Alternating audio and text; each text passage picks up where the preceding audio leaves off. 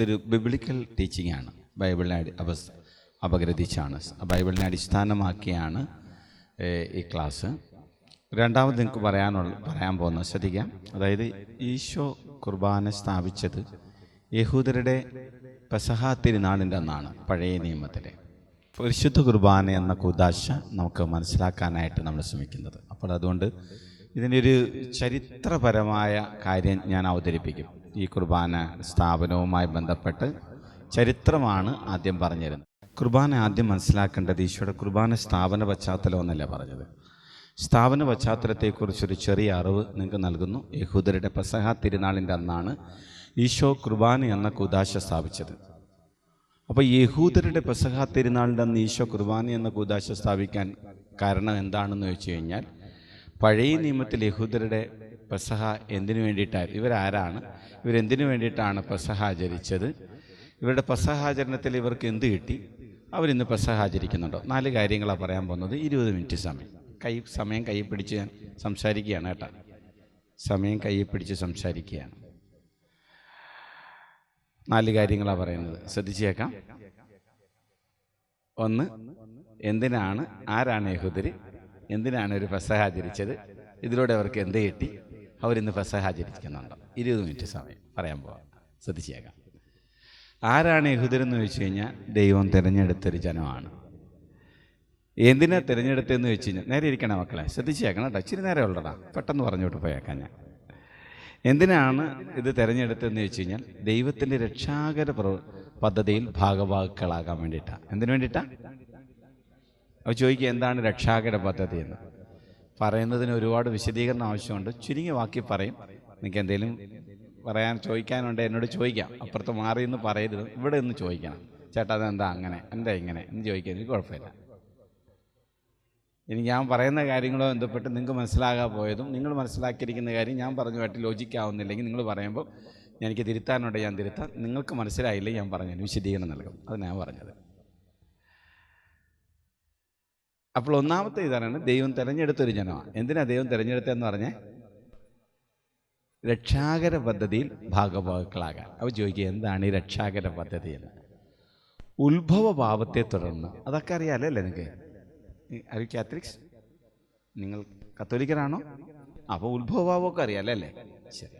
അപ്പോൾ ആദ്യം മാതാപിതാക്കളുടെ പാപത്തെ തുടർന്ന് പാപത്തിൻ്റെ സ്വാധീനത്തിൽ അഥവാ അടിമത്തത്തിലായി പോയ മനുഷ്യവംശത്തെ പാപത്തിൻ്റെ ആധിപത്യത്തിൽ നിന്നും അടിമത്തത്തിൽ നിന്നും വിമോചിപ്പിക്കുവാൻ ദൈവം ആവിഷ്കരിച്ച പദ്ധതിയാണ് എന്ത്? ഈ രക്ഷാകര പദ്ധതിയോടനുബന്ധിച്ച് ദൈവം മനുഷ്യകുലത്തിൻ്റെ രക്ഷയെക്കുറിച്ചുള്ള നിർണായകമായ ഒരരുളപ്പാട് നടത്തി. പ്രഖ്യാപനം, മനുഷ്യനെ വീണ്ടെടുക്കുന്നതിനെക്കുറിച്ച്. ഈ അരുളപ്പാടിന് പറയുന്ന പേരാണ് ആദിമ സുവിശേഷം, പ്രോട്ടോ എവൻഗേലിയൻ ഓർ പ്രോട്ടോ ഗോസ്പൽ, അല്ലെങ്കിൽ പ്രോട്ടോ എവാഞ്ചലിയം എന്ന് പറയും. എവാഞ്ചലിയം എന്ന് പറഞ്ഞാലും എവൻഗേലിയം എന്ന് പറഞ്ഞാലും ഗോസ്പൽ എന്ന് പറഞ്ഞാലും മലയാളത്തിൽ പറഞ്ഞ സുവിശേഷം എന്നാണ്, സദ്വാർത്ത. പ്രോട്ടോ എന്ന് പറഞ്ഞ പ്രഥമയെന്നാണ്. അപ്പോൾ ആദ്യത്തെ സുവിശേഷം എവിടെയാണ് ബൈബിളിൽ ആദ്യത്തെ സുവിശേഷം എവിടെ കിടക്കുന്നത്? ഉൽപ്പത്തിയുടെ പുസ്തകം 3-ാം അധ്യായം 15-ാം വാക്യം. ഈ വചനത്തിന് വേറൊരു പേരും കൂടി ബൈബിൾ പണ്ഡിതന്മാർ വിളിക്കും.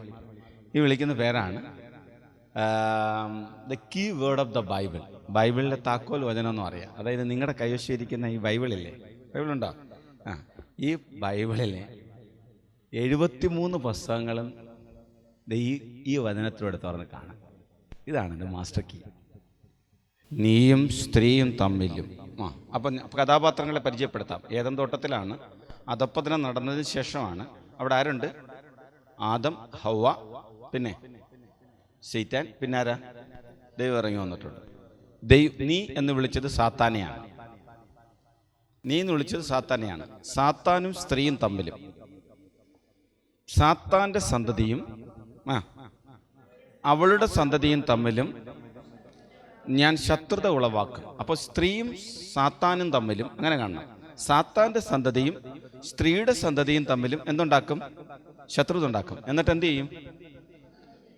അവൻ എന്ന് പറഞ്ഞ സ്ത്രീയുടെ സന്തതി, നിന്റെ എന്ന് പറഞ്ഞാൽ ആരുടെ?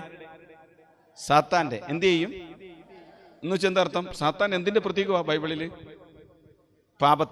പാപത്തിന്റെ എന്റെ പിശാച് പാപത്തിന്റെ പ്രതീകമാണ്. സാത്താൻ പാവം തിന്മ പ്രവർത്തിക്കുന്നവനാ. അപ്പം എന്തിനെ നശിപ്പിക്കും? ഇപ്പൊ പറഞ്ഞനുസരിച്ച് പാപത്തെ ഉന്മൂലനം ചെയ്യും. ആര്? പാപത്തെ ഉന്മൂലനം ചെയ്യും. ആര്? സ്ത്രീയുടെ സന്തതി. അടുത്ത വാചകം പറഞ്ഞേ, നീ അവന്റെ കുതികാലിൽ പരിക്കേൽപ്പിക്കും.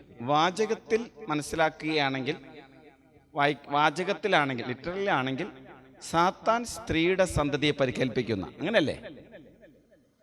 അതിനു മുമ്പ് നമുക്കിതൊരു യഹൂദ പാരമ്പര്യത്തിൽ നിന്നായതുകൊണ്ട് യഹൂദരുടെ ജീവിതത്തിൽ നിന്ന് വേണം കാര്യങ്ങൾ ഗ്രഹിക്കാൻ. പഴയ നിയമത്തിൽ നിന്റെ കോൺസെപ്റ്റ് നിൽക്കണം. തോറയിലാണ് നിൽക്കുന്നത്.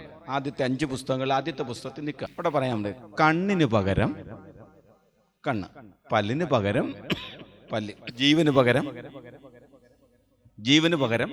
ജീവൻ. ഇനി പാപം ചെയ്തപ്പോൾ മനുഷ്യൻ നഷ്ടപ്പെട്ടത് എന്താ? കാറ്റിസം പഠിച്ചപ്പോൾ പറഞ്ഞിട്ടുണ്ടല്ലോ, ദൈവിക ജീവൻ. കേട്ടിട്ടില്ലേ? എന്താ നഷ്ടപ്പെട്ടത്? അപ്പം നഷ്ടപ്പെട്ട ദൈവിക ജീവൻ തിരിച്ച് സംലബ്ധമാക്കാൻ എന്ത് ചെയ്യണം? ഇവരുടെ നിയമം അനുസരിച്ച്, ഇവരുടെ രീതി അനുസരിച്ചാണ് എന്ത് ചെയ്യണം? ജീവൻ കൊടുക്കണം. അതിന് സ്ത്രീയുടെ സന്തതി മുറിവേൽക്കപ്പെടും. മുറിവേൽക്കുമ്പോൾ എന്തുവാ? ബ്ലീഡ് ചെയ്യും, രക്തം ഒഴുക്കും. രക്തത്തിലാണ് ജീവനുള്ളത്. രക്തം വാർന്നു പോയാൽ മരണം സംഭവിക്കും. അങ്ങനെ തൻ്റെ മരണത്തിലൂടെ മനുഷ്യന് നഷ്ടമായ ജീവൻ സംലബ്ധമാക്കും, തിരിച്ച് സംലബ്ധമാക്കും. ആര് കാരണ നിമിത്തമാണ് അവൻ മുറിവേൽക്കപ്പെടേണ്ടി വരുന്നത്? പാപം രംഗപ്രവേശനം ചെയ്തില്ലായിരുന്നു ഇതിന്റെ ആവശ്യം ഉണ്ടാവുമോ മോനെ? ഇല്ല. അതിനാണ് ആ ക്ലോസ് വെച്ചിരിക്കുന്നത്. വേദസിൻ, നീ കാരണം. അല്ല, ഡയറക്റ്റ് അറ്റാക്ക് ചെയ്യുന്നതിനെ കുറിച്ചല്ലേ പറയുന്നത്. നീ നീ നീ നീ നീ നീ കാരണമാണ് അവൻ മുറിവേൽക്കപ്പെടേണ്ടി വന്നത്, അല്ലാതെ നീ മുറിവേൽപ്പിക്കുന്നതല്ല ധ്വനി. ഹല്ലേലൂയ. Is it clear? അപ്പൊ ഈ പറഞ്ഞ ആദിമ സുവിശേഷം പൂർത്തിയാക്കാൻ വേണ്ടി അധപ്പതിച്ചുപോയ മനുഷ്യവിഭാഗത്തിന്റെ ഇടയിൽ നിന്നും ദൈവം ഒരു വ്യക്തിയെ തെരഞ്ഞെടുത്തു. ആ വ്യക്തിയാണ് അബ്രഹാം. അബ്രഹാത്തിനുള്ള ദൈവം ഒരു ജനതയെ ഉളവാക്കി. ഈ ജനത്തെ വിളിക്കുന്ന പേരാണ് ഇസ്രായേൽ. ഇസ്രായേൽ എന്ന് വിളിക്കും. മനസ്സിലായോ? അവരുടെ പൂർവികര് വിഗ്രഹാരാധകരായിരുന്നു. ആര്? അബ്രഹാത്തിന്റെ പൂർവികർ. അവർ ഈ ദൈവത്തെ അല്ല വിളിച്ചുകൊണ്ടിരുന്നത്, യഥാർത്ഥ ദൈവത്തെ അല്ല വിളിച്ചുകൊണ്ടിരുന്നത്. അവർക്ക് അവരുടേതായ റിലീജിയനിൽ അല്ലെങ്കിൽ അവരുടേതായ ഗോത്രത്തിൽ അവരെ ആരാധന അർപ്പിച്ചിരുന്ന വേറെ ആരാധന മൂർത്തികളെയായിരുന്നു. ക്ലിയർ? ബൈബിൾ വെച്ചത്.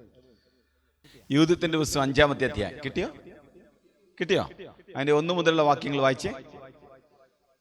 ഇസ്രായേൽ ജനം മലമ്പാതകൾ അടച്ച് ഗിരിശൃംഗങ്ങൾ സുശക്തമാക്കി സമതലങ്ങളിൽ പ്രതിരോധം ഏർപ്പെടുത്തി യുദ്ധത്തിന് തയ്യാറായിരിക്കുന്നുവെന്ന് അസീറിയൻ സൈനാധിപനായ ഹോളോഫർണസ് കേട്ടു. അവൻ ഉഗ്രമായ കോപം ഉണ്ടായി. അവൻ മൊബാബിലെ പ്രഭുക്കന്മാരെയും അമോലിയരെ സൈനാധിപന്മാരെയും തീരപ്രദേശങ്ങളിലെ ഭരണകർത്താക്കളെയും വിളിച്ചുകൂട്ടി അവരോട് പറഞ്ഞു, കനാന്യരെ, മലമ്പ്രദേശങ്ങളിൽ വസിക്കുന്ന ഈ ജനം ആരാണ്? ഏത്? ഇസ്രായേൽ ജനം. ഏതെല്ലാം നഗരങ്ങളിലാണ് അവർ വസിക്കുന്നത്? അവരുടെ സൈന്യം എത്രത്തോളം ഉണ്ട്? അവരുടെ പ്രതാപവും ശക്തിയും എന്തിലടങ്ങിയിരിക്കുന്നു? അവരുടെ സൈന്യത്തെ നയിക്കുകയും രാജാവെന്ന നിലയിൽ അവരെ ഭരിക്കുകയും ചെയ്യുന്നത് ആരാണ്? അവരുടെ സൈന്യം എത്രത്തോളം ഉണ്ട്? രാജാവെന്ന നിലയിൽ അവരെ ഭരിക്കുന്നത് ആരാണ്? അറിയണം ഇയാൾക്ക്. അടുത്തുള്ള ആൾക്കാരെ വിളിച്ച് ഊട്ടി ചോദിക്കുക. എന്താ പറയുന്നത് കേട്ടെ. പശ്ചിമ ദിക്കിൽ വസിക്കുന്ന ഇവർ മാത്രമാണ് എന്നെ വന്ന് കാണാത്തത്. ഇയാൾ പോയ ദേഷ്യം ഇവർക്ക്. ബാക്കിയെല്ലാവരും ചെന്ന് അടിയറച്ചിരിക്കുക. ഇവന്മാര് മാത്രം പോയില്ല. കുറച്ച് ജനമേ ഉള്ളൂ ഉമ്മാര്. പക്ഷെ താമസിക്കുന്ന സ്ഥലത്ത് നല്ല ടോപ്പ് അയൺ ഡോമൊക്കെ സെറ്റ് ചെയ്ത് നിൽക്കുക. തൊടാൻ പറ്റത്തില്ല. ബാക്കി വായിച്ചേ, അടുത്ത പാരഗ്രാഫ് വായിച്ചേ. ആഖിയോറിന്റെ സാക്ഷ്യം. അപ്പൊ അയാള് അടുത്തുള്ള ആൾക്കാരെ, സമീപ പ്രദേശങ്ങളിൽ അയാളുടെ ആധിപത്യത്തിലായിരിക്കുന്ന നേതാക്കന്മാരെ, രാജാക്കന്മാരെ, പ്രഭുക്കന്മാരെ അല്ലെങ്കിൽ സൈനാധിപന്മാരെ ഒക്കെ വിളിച്ചു ചോദിച്ചു. ഇയാൾക്ക് അടിയറ വെച്ചിരിക്കുന്ന ആൾക്കാരെല്ലാം വിളിച്ചു ചോദിച്ചു, ഉമ്മാരാരാന്ന് ചോദിച്ചു. ആരാ? അങ്ങനെ ആഖിയോർ എന്ന് പറയുന്ന ആള് മറുപടി പറയുന്നുണ്ട്. വായിച്ചോ, വായിക്കാം. 5 മുതൽ അല്ലേ? ആഖിയോറിന്റെ സാക്ഷ്യം. വായിച്ചോ. ആഖിയോർ അമൂല്യരുടെ നേതാവായ ആഖിയോർ പറഞ്ഞു, ഉറക്കെ വായിക്കണം കേട്ടാ, വായിച്ചോ. യജമാനനെ ഈ ദാസന്റെ വാക്ക് കേട്ടാലും സമീപ മലമ്പ്രദേശങ്ങളിൽ വസിക്കുന്ന ഈ ജനത്തിന്റെ സത്യാവസ്ഥ ഞാൻ പറയാം. ഈ ദാസൻ അസത്യം പറയുകയില്ല. കൽദായ വംശത്തിൽപ്പെട്ടവരാണ് ഈ ജനം. കൽദായെ വസിച്ചിരുന്ന തങ്ങളുടെ പൂർവികരുടെ ദേവന്മാരെ ആരാധിക്കാൻ വിസമ്മതിച്ചതിനാൽ ഒരു കാലത്ത് ഇവർക്ക് മെസപ്പൊട്ടാമിയയിൽ പോയി താമസിക്കേണ്ടി വന്നു. അപ്പൊ മെസപ്പൊട്ടാമിയ വരും താമസിക്കാൻ കാരണം എന്താ? പൂർവികർ ഫോളോ ചെയ്തിരുന്ന ആചാരരീതി നടത്താൻ തയ്യാറാകാത്തത് കൊണ്ട് അവിടുന്ന് ഒരു പുറന്തള്ളപ്പെട്ടു. അവിടുന്ന് ഓടിപ്പോണ്ടി വന്നു. ബാക്കി വായിക്കേ, കേക്കട്ടെ. ഇവർ പൂർവികരുടെ മാർഗങ്ങൾ ഉപേക്ഷിച്ച്, എന്താണ് പൂർവികരുടെ മാർഗങ്ങൾ? ഈ വിഗ്രഹാരാധനയും മന്ത്രവാദവും പരിപാടികളും ചെണ്ടകോട്ടും പരിപാടികൾ നമുക്കുണ്ടോ?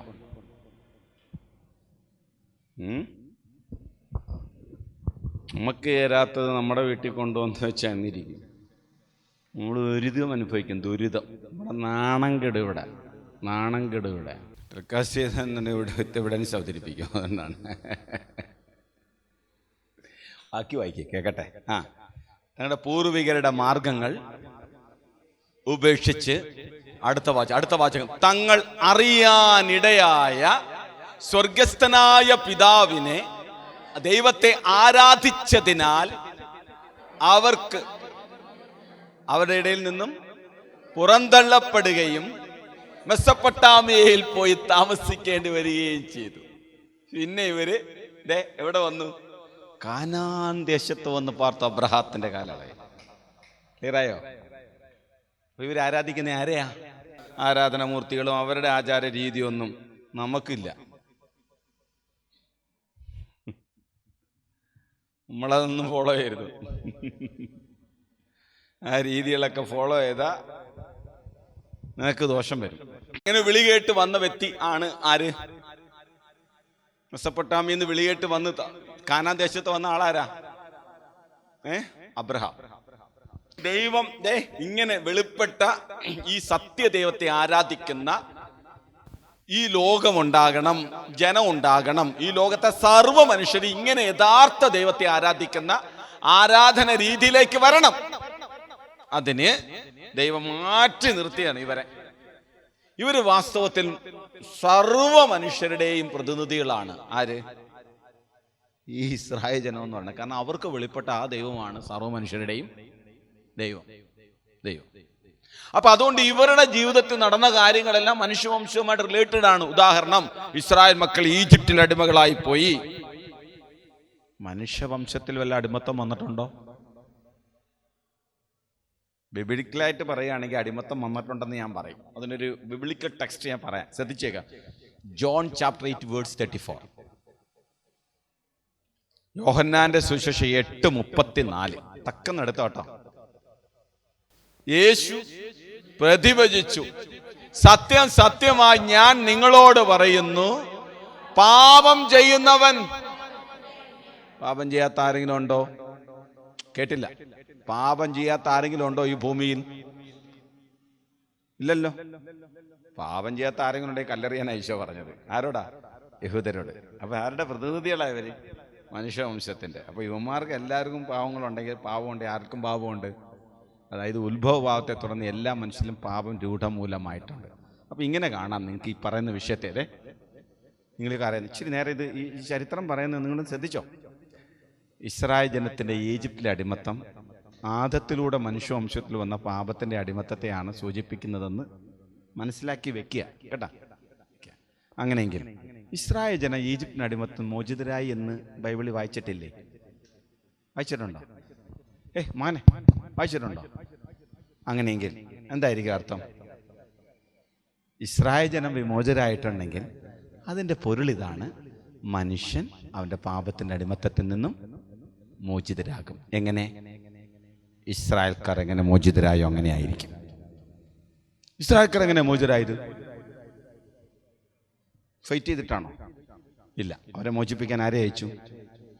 മോശ വന്ന് ഇസ്രായേൽ ജനത്തെ വിട്ടയക്കാൻ ആവശ്യം ഉന്നയിച്ചിട്ട് വിട്ടയക്കാൻ ഇടയായോ? ഇല്ല. ഇടയായോ? ഇല്ല. അപ്പോൾ ഇസ്രായേൽ മക്കളെ മോചിപ്പിക്കാൻ ദൈവം എന്ത് ചെയ്തു? 10 മഹാമാരികൾ അയക്കുന്നതായി ബൈബിളിൽ കാണാം. എത്ര മഹാമാരി? 10 മഹാമാരികൾ. നമുക്കിന്ന് കണ്ടാലോ. കാലക്രമേണ അവർ ഈജിപ്തിൽ ഫറവോയുടെ അടിമകളായി മാറി. 400 വർഷങ്ങൾക്ക് ശേഷം ഇസ്രായേൽ ജനം തങ്ങളുടെ അസഹനീയമായ കഷ്ടതകൾ മൂലം തങ്ങളുടെ പിതാക്കന്മാരുടെ ദൈവത്തെ വിളിച്ച് നിലവിളിക്കുവാൻ തുടങ്ങി. അവരുടെ നിലവിളി കേട്ട ദൈവം തന്റെ ജനത്തെ തിരിച്ചു കൊണ്ടുവരുന്നതിന് വേണ്ടി ഒരു മനുഷ്യനെ തിരഞ്ഞെടുത്തു.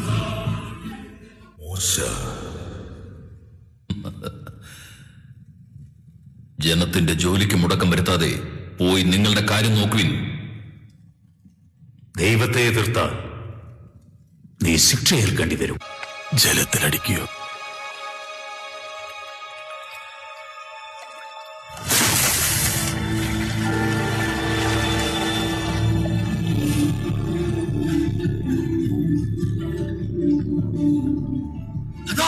രക്തം രക്തം.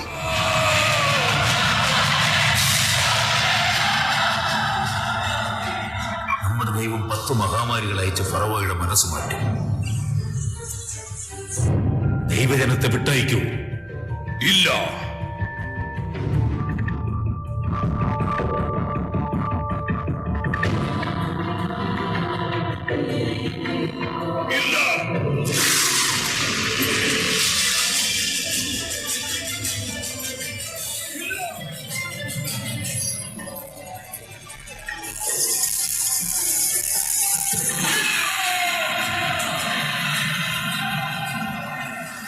ദൈവം കൽപ്പിച്ചതുപോലെ ഇസ്രായേൽ ജനത തങ്ങളുടെ കട്ടിളപ്പടികളിൽ കുഞ്ഞാടിന്റെ രക്തം പുരട്ടി തങ്ങൾ ദൈവജനമാണെന്ന് ഉറപ്പുവരുത്തി.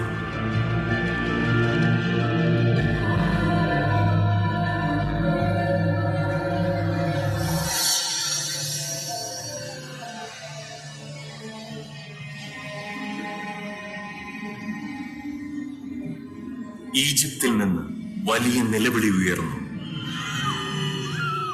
എന്നാൽ രക്തം പുരട്ടിയ ഓരോ ഇസ്രായേൽ ഭവനങ്ങളെയും ഉപദ്രവിക്കാതെ സംഹാരദൂതൻ കടന്നുപോയി.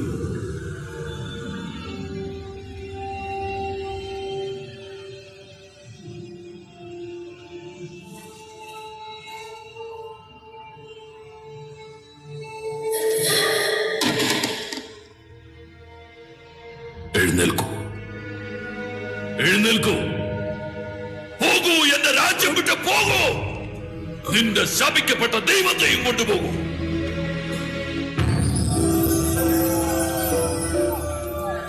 പുറപ്പാട് ദിവസം 8 മുതൽ 14 വരെയുള്ള അധ്യായങ്ങൾ വായിക്കുമ്പോഴാണ് ഈ സംഭവം കാണാൻ പറ്റുന്നത്. ആദ്യം എന്താ പറയുക, ഈജിപ്തുകാർ ഉപയോഗിക്കുന്ന നൈൽ നദിയിലെ ജലമായിരുന്നു. അതെന്തായിട്ട് മാറിയെന്നറിയാം? ബ്ലൂ കോഫി ആയിട്ട് മാറി, റെഡ് വൈൻ ചുവപ്പ് രക്തമായിട്ട് മാറ്റി. എന്തായിട്ട് മാറി? പ്യുവർ ബ്ലഡ് ആയിട്ട് മാറി. അത് വന്നപ്പോൾ പിടിച്ച് വിട്ടില്ല. രണ്ടാമതൊരെണ്ണം വന്നു. അതെന്താ അറിയാം? അവരുടെ വീടുകളിൽ തവളയെ കൊണ്ട് നിറച്ചു. നല്ല ഒന്നാന്തരം കുഴിമന്തി ഉണ്ടാക്കി വെച്ച മുഴുവൻ തവള വന്നങ്ങ് നിറഞ്ഞു. വിട്ട്. അടുത്തെന്ന് പറഞ്ഞാൽ മനുഷ്യർക്ക് പേൻ പെരുകി. അടുത്തെന്താണെന്ന് അറിയാം സംഭവിച്ചെന്നറിയാം? മനുഷ്യർക്ക് ഈച്ചകൾ വന്നു നിറഞ്ഞു. ഈച്ചകളെ കൊണ്ട് ശല്യം, ഒരു രക്ഷയില്ല. അടുത്ത എന്താ പറ്റിയ മക്കളെ?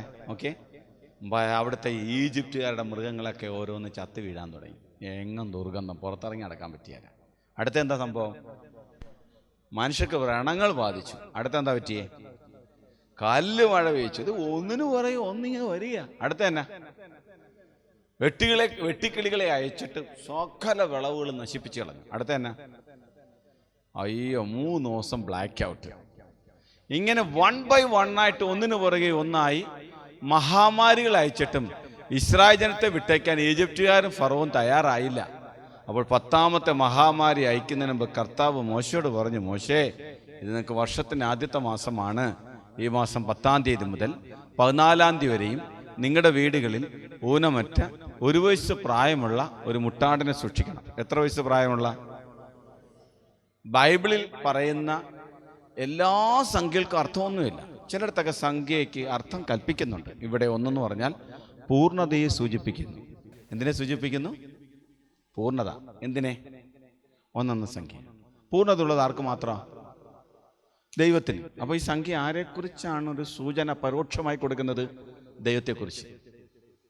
മുട്ടാടെന്ന് പറഞ്ഞാൽ ആണാട്ടുംകുട്ടി ആയിരിക്കണം. ഊനമറ്റെന്ന് പറഞ്ഞാൽ ന്യൂനതകൾ പാടില്ല, നല്ലത് ശുദ്ധിയുള്ളെന്നർത്ഥം. ശുദ്ധിയുള്ളവൻ ആരാ? ദൈവം ഒരു മാത്രമേ പരിശുദ്ധനായിട്ടുള്ളൂ. ഇതെല്ലാം ദൈവത്തെക്കുറിച്ച് ഒരു സൂചനയാണ് നൽകുന്നത്. വീട്ടിൽ സൂക്ഷിച്ചിരിക്കുന്ന ആടിനെ കുറിച്ച് പുറമേ നിന്ന് ഒരാൾ വന്ന് ചോദിച്ചാൽ പറയണം, ഇതിനെ കൊണ്ട് ദൈവത്തിന് ആവശ്യമുണ്ട്. അപ്പൊ ഈ ആട്ടിൻകുട്ടി ആരുടെ എന്ന സൂചന? ദൈവത്തിന്റെ കുഞ്ഞാടെന്ന് പരോക്ഷമായ സൂചന. അത് നോട്ട് ചെയ്ത് വെച്ചേക്കണം. ദൈവത്തിന്റെ കുഞ്ഞാടെന്ന് പരോക്ഷമായൊരു സൂചന. 14-ാം ദിവസം സായനത്തിൽ കുഞ്ഞാടിനെ ബലിയടിക്കണം. രക്തം താമസിക്കുന്ന വീടിന്റെ വാതിൽപ്പടിമേ പറ്റണം. മാംസം തിരിച്ചിട്ട് ഭക്ഷിക്കണം. രാത്രി ഞാൻ നിങ്ങളെ സന്ദർശിക്കും. അടയാളമില്ലാത്ത വീടുകളിലെ മനുഷ്യരുടെയും മൃഗങ്ങളുടെയും ആദ്യജാതരെ സംഹാരദൂതന്മാരെ അയച്ചു വധിക്കും. അപ്പോൾ ഞാനാണ് നിങ്ങളുടെ ദൈവമായ കർത്താവെന്ന് അറിയാം. അങ്ങനെ ഞാൻ നിങ്ങളെ സ്വതന്ത്രരാക്കും. കർത്താവ് കൽപ്പിച്ചു, ഇസ്രായേൽ ജനം പറഞ്ഞുപോലെ അനുസരിച്ചു. അങ്ങനെ എല്ലാ വർഷവും ആ അടിമത്തത്തിൽ നിന്ന് മോചിതരായ സംഭവത്തിൻ്റെ ഓർമ്മയുടെ ആചരണം ആര് നടത്താൻ തുടങ്ങി? ഇസ്രായേൽ ജനം നടത്താൻ തുടങ്ങി. അങ്ങനെ ഒരു പെസഹ തിരുനാളിൻ്റെ അന്നാണ് ഈശോ എന്ത് ചെയ്തത്? കുർബാന എന്ന് കൂദാശ സ്ഥാപിച്ചത്. അപ്പം അതെന്താണെന്ന് പറയാൻ വേണ്ടിയിട്ട് ഇതൊക്കെ പറയുന്നത്. ആട്ടെ, ദൈവമായ കർത്താവ് ഇസ്രായേൽ ജനത്തോട് പറഞ്ഞ കാര്യം ഇങ്ങനെയാണ്. മോശ വഴി തൻ്റെ കരുത്തുറ്റ കരത്താൽ അടിമത്തത്തിൻ്റെ ഭവനമായ ഈജിപ്തിൽ നിന്നും നിങ്ങൾ പുറത്തു വന്ന ദിവസം എന്നേക്ക് ഓർക്കണം. എന്തെന്നാൽ ഇത് കർത്താവിൻ്റെ പെസഹയാകുന്നു. തലമുറകൾ തോറും നിങ്ങളിത് ചെയ്യണം. അങ്ങനെയാണ് ഇസ്രായേൽ ജനം എന്താഘോഷിക്കാൻ തുടങ്ങിയത്? പെസഹ.